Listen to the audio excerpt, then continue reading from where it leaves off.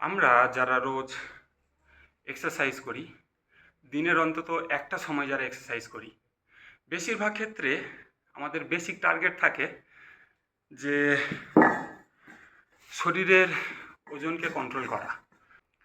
সেই মেদ ঝরানোর জন্য আমরা যে এক্সারসাইজ করে থাকি, অনেক ক্ষেত্রে সেটাতে ফুলফিল হতে পারি না।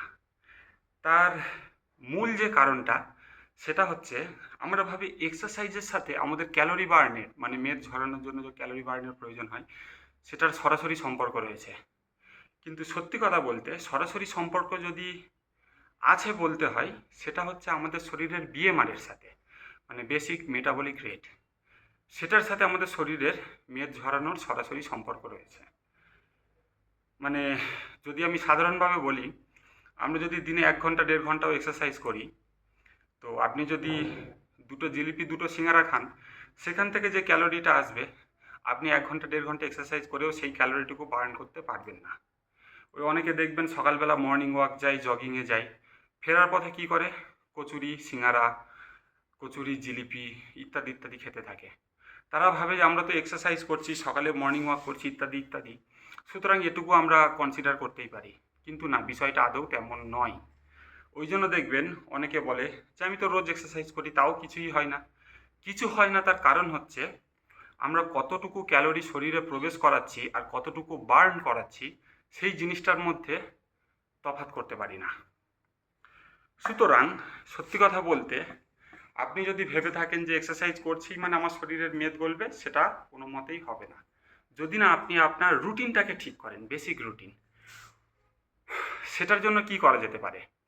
সবচেয়ে প্রথম, আমাদের শরীরের যে বিএমআর, বেসিক মেটাবলিক রেট, বয়সের সাথে সাথে যেটা ধীরে ধীরে কমতে থাকে, সেটাকে ঠিক করতে হবে, মানে সেটাকে বাড়াতে হবে। বিএমআর বাড়ানোর সাধারণ কয়েকটা পদ্ধতি আছে। একটা যদি সাধারণভাবে বলি, আপনার রুটিনে এইটুকু চেঞ্জ করুন: সকালে উঠে খালি পেটে 1 লিটার জল পান করুন। ঠিক আছে, খালি পেটে, মুখ টুক ধুয়ে নয়, কিচ্ছু নয়, জাস্ট সকালে উঠে ওই বাসি মুখেই 1 লিটার জল পান করবেন। এটা আমাদের শরীরের বিএমআর বাড়াতে অনেক সাহায্য করে। আর সেই সাথে বলে রাখি, আপনি যদি সামান্য ঈষদুষ্ণ জল পান করেন সকালে উঠে খালি পেটে, সেটা আপনার ফ্যাট বার্নের জন্য যেমনি সহায়ক হবে, তার সাথে সাথে আমাদের যাদের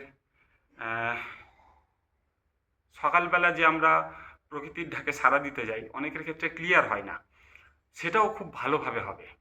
মানে আমাদের শরীরের ভিতরে যে ময়লাগুলো থাকে, সেগুলো সকালবেলা ঠিকঠাকভাবে বেরিয়ে যাবে। ফলে মানে কি বলবো, দেখুন, শরীরে যদি ময়লা থাকে, সেগুলোকে ঠিকঠাকভাবে ঠিক জায়গায় পৌঁছানোর জন্য আমাদের অর্গ্যানগুলোর কিন্তু কাজ করতে হয়। সুতরাং সেই যে এক্সট্রা পরিশ্রম, সেটা ওই আপনার ওয়েস্টের পিছনে যাবে না, সেটা আপনার শরীরের যে বাকি অন্যান্য অঙ্গ প্রত্যঙ্গের কাজকে সঠিকভাবে চালাতে সাহায্য করবে, সেই এনার্জিটুকু। তো এটা হয়ে গেল একটা উপায়। এছাড়া আরও একটা জিনিস, যেটা আপনি, মানে সত্যি কথা বলতে আমরা আমাদের ইগোর জন্য করি না, সেটা হচ্ছে বাড়ির প্রাত্যহিক কাজে সাহায্য করা। মাকে হোক বা নিজের মা হোক, স্ত্রী হোক, যেই হোক না কেন, তারা যে সমস্ত কাজগুলো করে থাকে, আমরা অনেকে ভাবি যে আরে ওগুলো মেয়েদের কাজ, ওগুলোতে করতে আছে নাকি, আমরা তো বাইরে কাজ করছি, টাকা ইনকাম করছি এমনি এমনি। না, এই মানসিকতা থেকে বেরোতে হবে। বেশিরভাগ ক্ষেত্রে আমরা যে বাইরে কাজ করি, সেটার জন্য দেখা যাবে অফিস ওয়ার্ক, বা কারোর ক্ষেত্রে হয়তো একটু মেহনতি কাজ হয়ে থাকে, কিন্তু বেশিরভাগ ক্ষেত্রে যাদের শরীরে মেদ জমে, তারা অফিস ওয়ার্কই করে থাকি।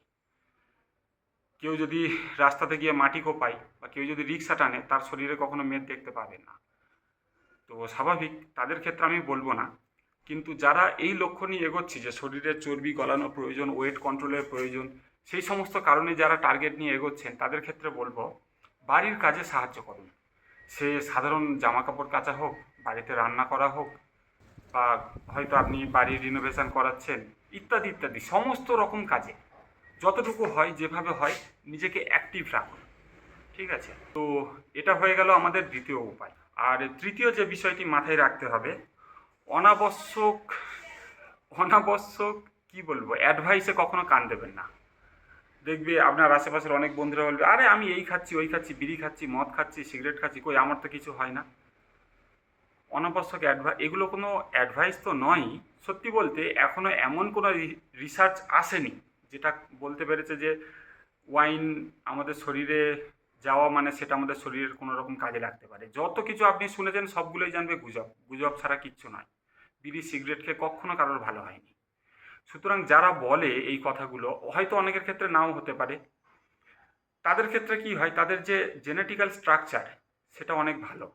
আপনার ক্ষেত্রে আপনার সাথে তার জেনেটিক্যাল স্ট্রাকচারের অনেক পার্থক্য রয়েছে। সুতরাং যেটা তার জন্য সুইটেবল হতে পারে সেটা আপনার জন্য সুইটেবল নাও হতে পারে। আপনি অত মাথা ঘামাতে যাবেন কেন? স্বাভাবিক, স্বাভাবিক যে আমাদের জীবনশৈলী আছে সেটাকে কনসিডার করুন না, সেটাই আপনি গ্রহণ করুন। সেটুকুতেই কাজ হয়ে যাবে।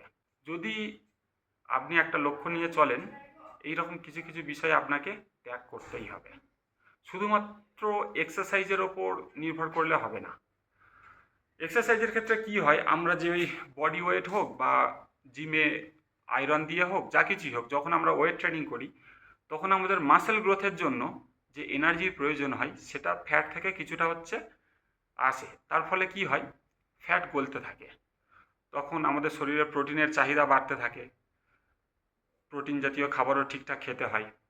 প্রোটিন জাতীয় খাবার হলো এমন এক ধরনের খাবার যেটা দীর্ঘক্ষণ আপনার পেটটাকে ভরা রাখে। ফলে আমরা যে ওই হাবিজাবি যেগুলো খাই, মানে সাধারণ শর্করা জাতীয় খাবার, ওই চানাচুর, একটু ঝালমুড়ি, হেন তেন এগুলো যে খাই, এগুলো খাওয়ার জন্য আমাদের ব্রেন মানা করতে থাকে। কারণ আপনি যখন মানে আপনার ব্রেন যখন সিগন্যাল পাবে আপনি ইতিমধ্যে ফুল আছেন, তো কোনো কিছু খাওয়ার জন্য আপনার মন চাইবে না।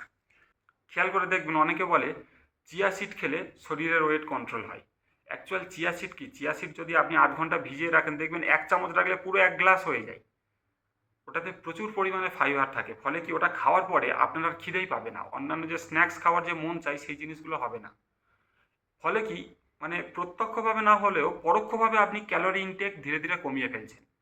এবং এভাবে আপনার শরীর যতটা ক্যালোরি ইনটেক করছে তার চেয়ে বেশি বার্ন করতে থাকে। ফলে ধীরে ধীরে ওয়েটটা কন্ট্রোলে আসে। তো এটাই হয়ে গেল আজকের টপিক। একদম বেসিক একটা বিষয় যেটা আমি আপনাদেরকে জানাতে চাচ্ছিলাম, অনেক দিন থেকেই হচ্ছিল না। যাই হোক, আজকে আমি বললাম যে যদি আপনি আপনার বডি ওয়েট কন্ট্রোল করতে চান, শুধুমাত্র এক্সারসাইজের ওপর নির্ভর থাকবেন না, যে এক্সারসাইজ করছি মানে আমি যা হোক কিছু খেতে পারি, যা খুশি করতে পারি, না, সেটা কখনো।